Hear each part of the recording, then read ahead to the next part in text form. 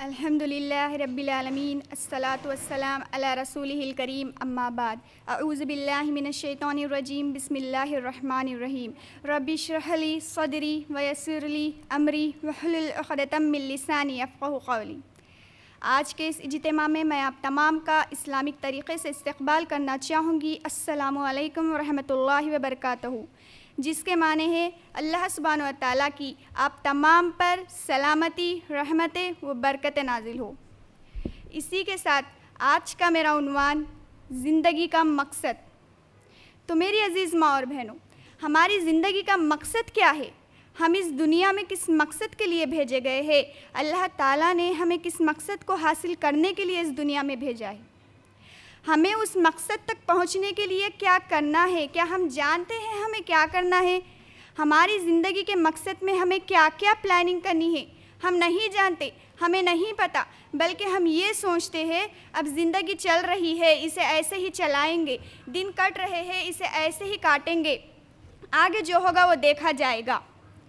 دیکھیے، اگر انسان کو اس کی زندگی کا مقصد ہی نہ معلوم ہو اور وہ اس مقصد کو صحیح نہ کرے تو وہ انسان ساری چیزیں پانے کے باوجود ایک بہت اہم چیز نہیں پاتا، وہ ہے سکون۔ انسان کی زندگی میں چین اور سکون تب آتا ہے جب اس کے پاس صحیح مقصد ہو اور وہ اس مقصد کو صحیح کرے۔ تو لہٰذا چین اور سکون کا پانا، مقصد کے مطابق جینا، یہ نہیں ہے انسان کے پاس سب کچھ ہے لیکن سکون نہیں ہے۔ کبھی آپ لوگ غور کریے، انسان کسی ایسی چیز کو اپنا مقصد بناتا ہے جو واقعی مقصد نہیں ہوتا، جس کو اللہ تعالیٰ نے مقصد قرار نہیں دیا، ویسے انسان کو بھی سکون نہیں ملتا، اسے صرف اور صرف سکسیس ملتا ہے۔ کیا ملتا ہے؟ سکسیس، کامیابی، لیکن اسے سکون نہیں ملتا۔ کامیاب ہم دنیا کے بہت سارے سکسیسفل لوگوں کو ہم دیکھتے ہیں۔ کامیاب آدمی کامیابی کے بعد بھی سوسائڈ کیوں کرتا ہے؟ پیسہ ہے، شہرت ہے، عہدہ ہے، پھر اس نے نیند کی گولی کیوں کھائی؟ خودکشی کیوں کی اس نے؟ کیا کبھی غور کیا آپ نے؟ کامیابی پانے کے بعد بھی بے چینی سے وہ اپنا دامن نہیں چھوڑا، بے چینی سائے کی طرح اس کے پیچھے آتی ہے لیکن اسے سکون نہیں ملتا۔ اسی طرح سے زندگی کے مقصد میں دو آیات یہ آتی ہے کہ قرآن میں سورہ زاریات سورہ نمبر 51 آیت نمبر 56 میں اللہ تعالیٰ نے فرمایا، میں نے جنوں اور انسانوں کو صرف عبادت کے لیے پیدا کیا۔ میرا اور آپ کا اس دنیا میں آنے کا مقصد کیا ہے؟ اللہ تعالیٰ کی عبادت کرنا۔ اس مقصد کے تحت ہم اس دنیا میں بھیجے گئے ہیں اور ہمیں کیا کرنا ہے؟ سورہ ملک سورہ نمبر 67 آیت نمبر 2 میں اللہ نے موت اور زندگی کو پیدا کیا تاکہ آزمائے تم میں سے کون اچھے اعمال کر کے آتا ہے، اور وہ غالب بخشنے والا ہے۔ دیکھیے، اللہ تعالیٰ نے ہمیں اس دنیا میں آزمانے کے لیے بھیجا ہے تاکہ دیکھے وہ کہ کون ہم میں سے اچھے اعمال کر کے آتا ہے۔ تو ہمیں یہاں سے، اس دنیا سے بہت ساری نیکیاں جمع کر کے لے کر جانا ہے اور اللہ تعالیٰ کی عبادت کرنا ہے۔ تو بعض اوقات ہمارے مائنڈ میں یہ خیالات آتے ہیں کہ ہم نماز پڑھے تو اللہ کی عبادت، روزہ رکھے تو اللہ کی عبادت، زکوٰۃ دیے تو اللہ کی عبادت، یہ مخصوص خیالات ہمارے ذہن میں آتے رہتے ہیں۔ تو ہر وہ کام ہمیں اجر دیتا ہے اور ہر وہ کام ہمیں اللہ تعالیٰ کے لیے کرنا ہے، یہاں تک کہ سونا بھی اجر دیتا ہے۔ اس کی دلیل اللہ کے رسول صلی اللہ علیہ وسلم نے فرمایا، رات میں کوئی شخص سوتا ہے اس نیت سے کہ صبح فجر میں اٹھے اور وہ فجر میں اٹھ جاتا ہے تو پوری رات عبادت کا ثواب اس سے ملتا ہے۔ دیکھیے، ایک طرف نیند بھی ہو گئی اور دوسری طرف اسے پوری رات کی عبادت کا ثواب بھی مل گیا، اور اگر وہ نہ اٹھ سکی کسی غفلت سے، اس کی نیند عشاء نہیں ہوئی تو اسے آدھی رات کا ثواب ملتا ہے۔ دیکھیے میری عزیز ماں اور بہنوں، اگر ہم نے سونے کو بھی سنت کے مطابق کر لیا تو یہ بھی ہمارے لیے نیکی بن جائے گی۔ ہم زندگی میں ہمارے جو بھی کام کرتے ہیں اللہ کی کتاب اور اس کے رسول صلی اللہ علیہ وسلم کے طریقے پر عمل کریں گے نا انشاءاللہ، تو یہ بھی ہمارے لیے نیکی، عبادت بن جائے گی۔ ظاہر سی بات ہے، اگر جب ہم کوئی عبادت کرتے ہیں تو اللہ تعالیٰ ہمیں اس کا اجر بھی دیتے ہیں۔ یہ ہے ہماری زندگی کا مقصد۔ نبی کریم صلی اللہ علیہ وسلم نے فرمایا، انسان کے 3 دوست ہوتے ہیں، ایک جو مرتے ہی اس کا ساتھ چھوڑ دیتا ہے، دوسرا جو قبر تک اس کے ساتھ آتا ہے، اور تیسرا قبر تک بھی آتا ہے اور آخرت میں بھی آئے گا۔ تو سوچیے آپ، کون 3 دوست ہوگے؟ وہ جو مرتے ہی ہمارے ساتھ چھوڑ دے گا، قبر تک ساتھ آئے گا اور آخرت میں بھی ہمارے ساتھ آئے گا۔ اللہ کے رسول صلی اللہ علیہ وسلم نے فرمایا پہلا دوست مال ہے، جیسے انسان مرا مال میں سے 1 روپیہ بھی نہیں جاتا اس کے ساتھ، لیکن آج کل ایسا ہوتا ہے ایک طرف میت دوسری طرف جھگڑے ہوتے ہیں کہ کسے کیا ملے گا۔ اگر باپ کا انتقال ہو گیا تو اولاد آپس میں لڑتی ہے کہ اس مال میں سے تجھے کتنا حصہ ملے گا، مجھے کتنا حصہ ملے گا، ایسے حالات ہیں آج کل کے۔ دوسرا دوست جو قبر تک ساتھ آئیں گے وہ ہے رشتہ دار، اور تیسرا دوست جو قبر تک بھی آئیں گا اور آخرت میں بھی آئیں گا وہ ہے اعمال۔ اللہ کے رسول صلی اللہ علیہ وسلم نے فرمایا تیسرا دوست بہترین دوست ہے، بہترین ساتھی ہے، لیکن بڑی افسوس کی بات ہے ہمارے پاس بہترین دوست بہترین ساتھی پہلے مال پھر رشتہ دار۔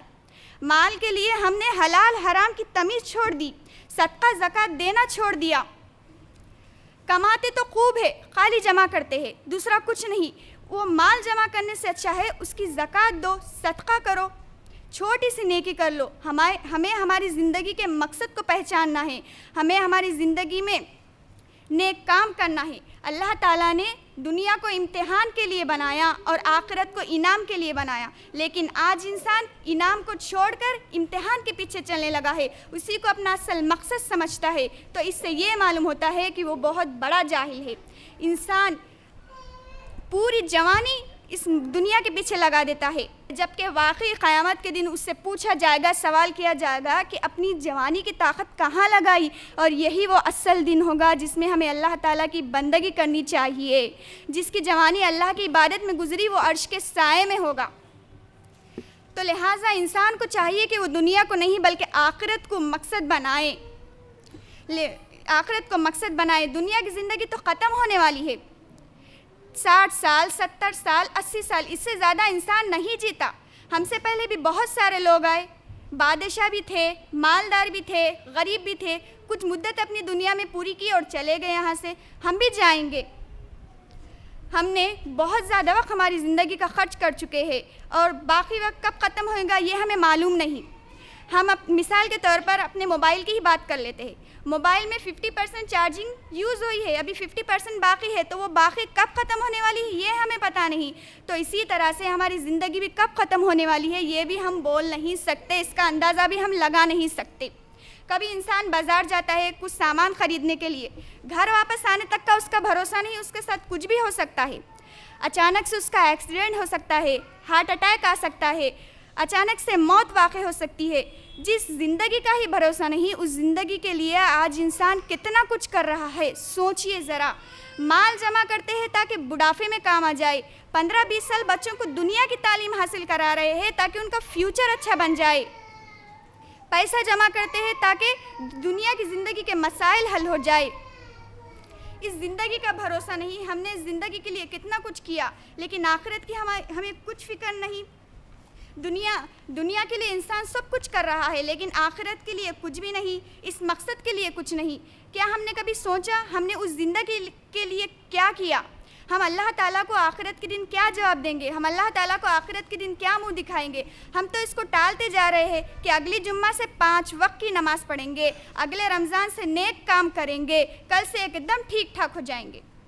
انسان اپنی زندگی کو اس دنیا کی مصروفیات میں لگا دے رہا ہے، اوور ٹائم کام کرتا ہے، دن رات محنت کرتا ہے اس دنیا کی زندگی کے لیے، لیکن آخرت کا نہیں سوچتا۔ اگر انسان کو آخرت کی ذرا سی بھی فکر ہوتی تو وہ زیادہ سے زیادہ نیکیاں کرتا، نیکی جسم کے ذریعے، نیکی مال اور دولت کے ذریعے، نیکی زبان کے ذکر کے ذریعے، نیکی صدقے کے ذریعے، نیکی زکوٰۃ کے ذریعے، نیکی عبادت کے ذریعے، ہر وہ کام سے ہم یہ کوشش کریں کہ نیکیاں جمع کریں، یہی ہمارا اصل مقصد ہے۔